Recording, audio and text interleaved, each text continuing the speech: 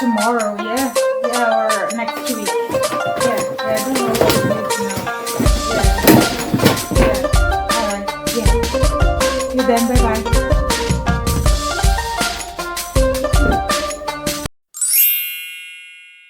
At the beginning of this video, we did a kind of presentation to illustrate the difference between productivity and long hours. Of course, there are a lot more. The math is a very complex matter, so we can't say just that. No, there is a lot more. So let's start with long hours.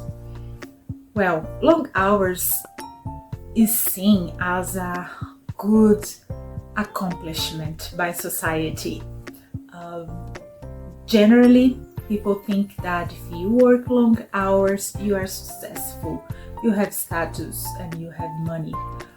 But on the other hand, we are draining our well-being and quality of life. That's what World Health Organization has found in recent studies. According to World Health Organization, long hours is about over 55 hours per week. It means if you work over 55 hours per week, you are working long hours, and that increases our risk to get a heart attack or to get a heart disease, for example.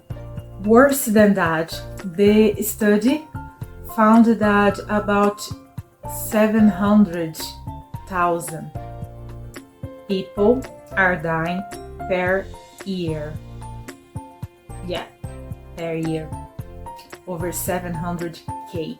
Young people are dying due to the stress caused by working long hours. So that we could think about, if you work long hours, you have less time with your family. You don't have enough free time to free your mind from stuff from work. You don't have enough time to practice exercise or to do any other activity that would clear your mind. All the society are connected. Our work is connected with our family and is connected with politics as well. And I can explain why.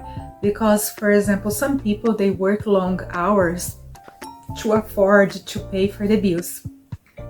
And there is expensive rent or expensive mortgage. And there is expensive crash for children. And the cost of life become very expensive. So how we can say to someone at work, you should work less, if this person has a lot to cover? So this issue of working long hours is not only employee and company issue. This is also a government issue. So all of these sectors should work together: employees, companies, and government. Some people, they have 2, 3 jobs to pay the bills. And how we can judge them? How we can say, oh, they are working too much, they shouldn't do that. But they have bills to pay. There are a lot of issues that we could discuss about worldwide. If we think about Asia, USA, they work so much more than employees from Europe.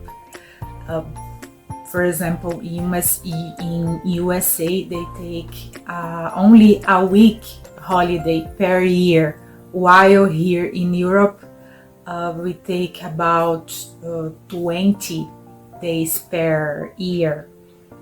For example, in South America, Brazil, we take about 30 days per year, and some areas they can take 2 months, even 3 months holidays per year.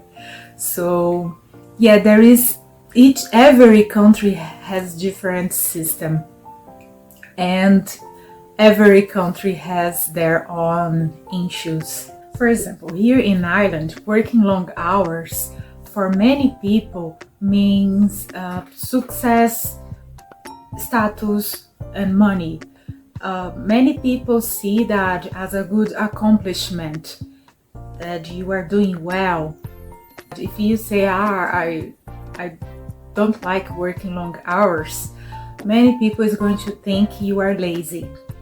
And I think that is one of the things that motivated me to do this video, because I think it's important to make clear that productivity and long hours are completely different.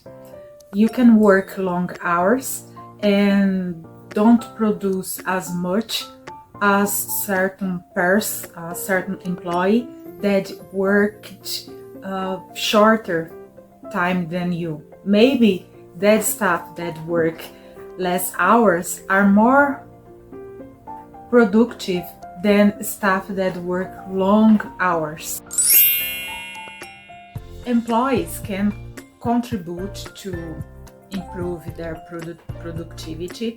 They can do some changes themselves, but also I think the most important is the company.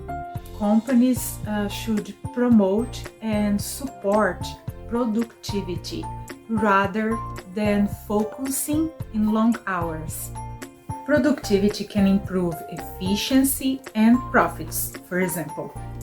As an example, if, for example, you have your desk organized and one of your clients call you to ask for certain document, for example, and then if you have everything tied, that will be easy for you to find the document, and your client will be happy. You are going to give them it to them quickly. So being efficient is not only good for employees and company, but also for clients. They are going to be happy, and that is going to return in profits, because happy clients attract more clients. For every employee, productivity is different. For some people, they work better during the morning, other people afternoon.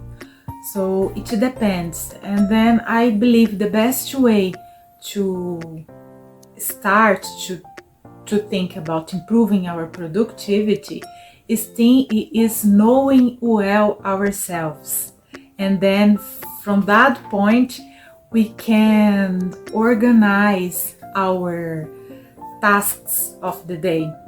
For example, if I think about myself, I I have very good energy during the morning time, so I can produce very well during the morning. And then when it's after lunch, my energy is slow down, and then I am a bit so. But anyway, what I do to improve my productivity, I organize my tasks first. I think about what is urgent. Okay. And then second, what is more complicated? And then what is more easy to do? Morning time, I'm going to deal with what are the most urgent and the most complicated. When there is a quieter day, well, some industries, there is not actually a quieter day, but when there is less pressure, I take some time to organize my desk, to get rid of papers that I don't need anymore, to keep everything as tidy as possible. That way I'm going to save time and reduce stress for the next day, for example.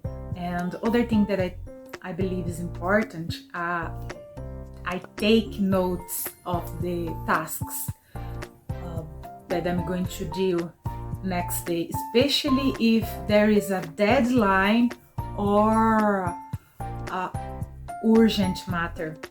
So I like taking notes. I'm a bit traditional. So some people they are able to take notes electronically. I like to have actually a notebook as this one. For example, I prepare the videos taking notes in this notebook. I read some articles and then I take notes of the topics that I would like to discuss during the video in our YouTube channel. So that way I structure things better in my mind and I can be more efficient. But again, for every person is different. So the best advice I think is getting to know ourselves well, and then from there on we can plan better. I believe it's important the recognition of good work by the employer. For example, if you are in an environment that you do your best, you are efficient, and there is never recognition for that, employees are not going to feel valued. Their productivity actually is going to slow down. They are not going to feel much confident. They are going to think they are not good enough. So it's important employers being aware of the good work done by employees. I really believe that a good environment at work is very important to support employees' productivity. I genuinely believe that, because if we are working in a toxic environment, it can damage our self-esteem and consequently slow down our productivity. Especially nowadays, we are going through a new environment because of COVID-19. Many people are working from home. Working at workplace is not the same anymore. There are new policies. Some people lost relatives, parents, friends because of the pandemic. I believe that empathy, more than ever, is extremely important. being cooperative rather than competitive can contribute to a good environment to work. I genuinely believe that, because a competitive employee can make the place very toxic sometimes. So why we just relax and cooperate more? I'm going to finish our video today with this book here, Utopia for Realists. The author of this book is a historian, professor and journalist. And in this book, he speaks about the past, present, and future, about job, environment, and so much more. I recommend reading it. It's very good, very good. So here, he has critics about excessive work, working long hours, and I'd like to share with you just 3 lines. When you are obsessed with efficiency and productivity, it's difficult to see the real value of education and care. So if you be, as a human being, focus too much in competitivity, in long hours working, we are going to forget about other things that are very important in our life: our family, our kids, and our health. I hope you have enjoyed our chat today, and if you have any question, please do not hesitate. You can leave a comment, or if you have me as your connection in LinkedIn, you can send a message inbox. I have received some message inbox, so I'd like to say thank you for that. I had a positive feedback from the previous videos, so your participation and your support, advice are pretty much appreciated. I hope you are keeping well and healthy. See you next time. Bye bye.